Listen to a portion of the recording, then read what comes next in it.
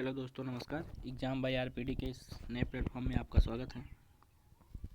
जैसा कि हम लोग कक्षा 12 के अंतर्गत अध्याय 1 की क्विज की थी पहले, जिसमें हम लोग आवेशित वस्तु, चार्ज बॉडी, आवेश की परमाणुकता को देखा था और कूलाम का नियम। आज हम लोग इस क्विज में कूलाम की परिभाषा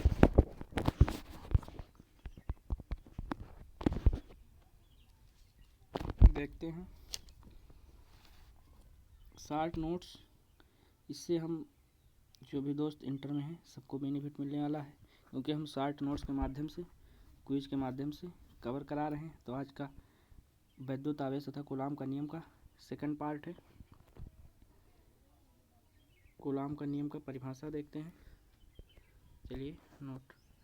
परिभाषा नंबर 1, यदि किसी माध्यम की वैद्युतशीलता एप्सिलॉन है तो epsilon equal epsilon not E R equal epsilon के, जहाँ ई आर इक्वल के माध्यम की अपेक्षित वैद्युतशीलता या प्रावैद्युतांक कहलाती है। परिभाषा number 2,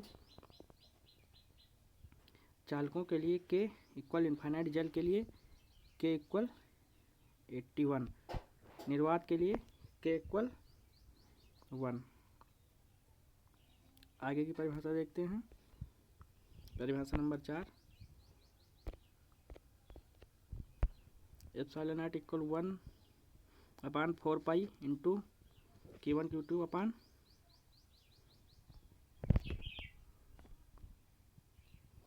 F into R square से एप्सिलॉन नॉट का मात्रक coulomb square newton metre square तथा एप्सिलॉन नॉट का विमेय सूत्र देखते हैं। Epsilon naught equal 80 upon MLT के पावर -2 L स्क्वायर इक्वल बीमा निकालते हैं। M1 M की पावर -1, L की पावर -3, T की पावर -3, E की पावर 2। परिभाषा नंबर 4 देखते हैं। दो आवेशों के बीच दी गई दूरी पर अधिकतम कूलाम बल निर्वात या वायु में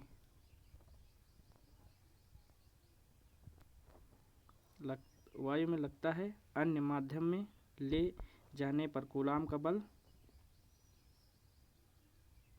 Fm घटता है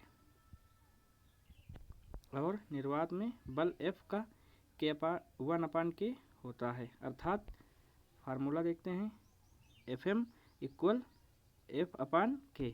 परिभाषा नंबर 4 देखते हैं। कूलाम का नियम स्थिर बिंदु आवेशों तथा इनके बीच 10⁻15 भी मी में से अधिक दूरियों के लिए ही सत्य होता है।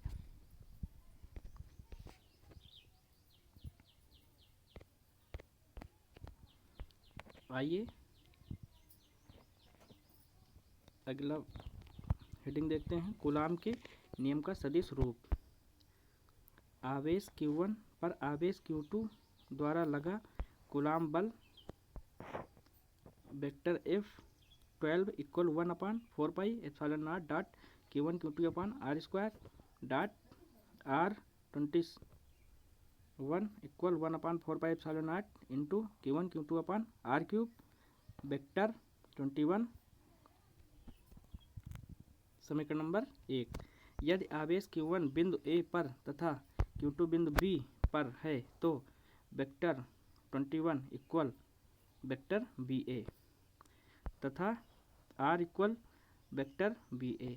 पुनः Q2 पर आवेश Q1 द्वारा लगा बल vector 21 equal 1/4 pi epsilon not into Q1 Q2 upon R square cap R12 equal 1/4 pi epsilon not into Q1 Q2 upon R cube.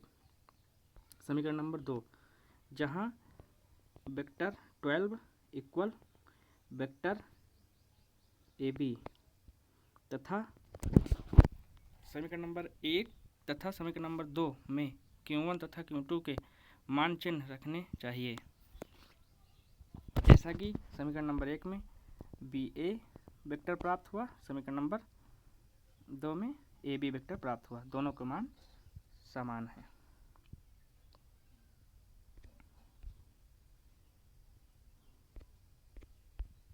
आइए हम लोग अगली परिभाषा देखते हैं।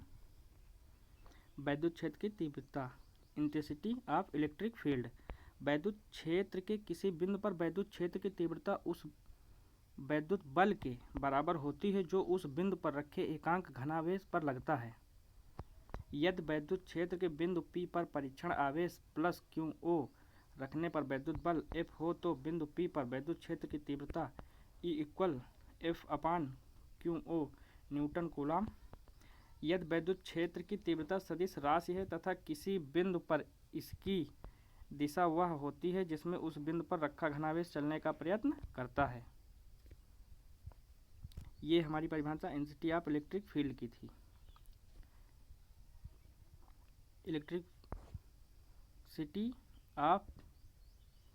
Intensity of electric field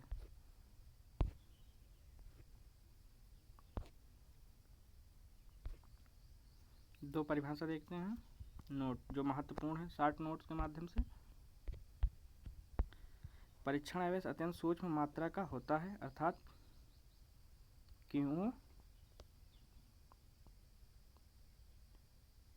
vector QO vector 0।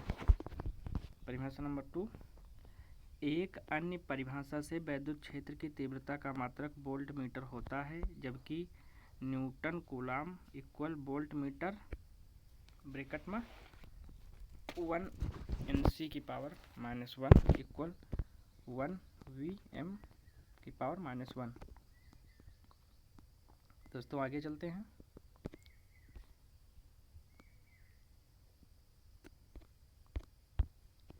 परिभाषा नंबर 6 देखते हैं। बिंदु आवेश के कारण वैद्युत क्षेत्र की तीव्रता।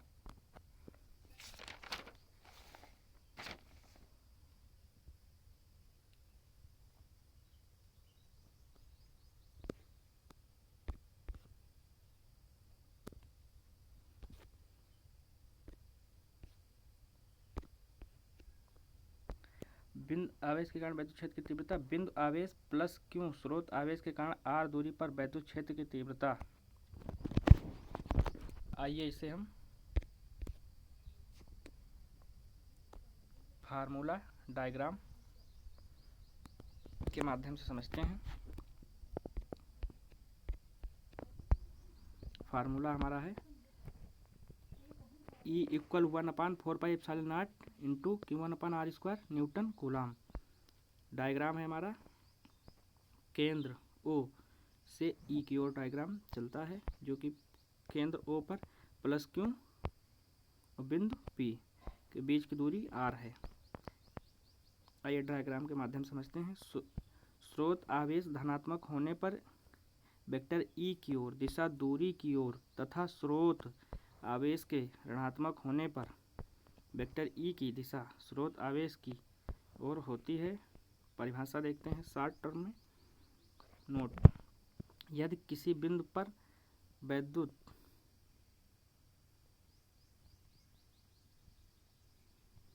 क्षेत्र की तीव्रता E है तो वहाँ पर रखे Q आवेश पर वैद्युत बल vector F equal Q vector E होगा।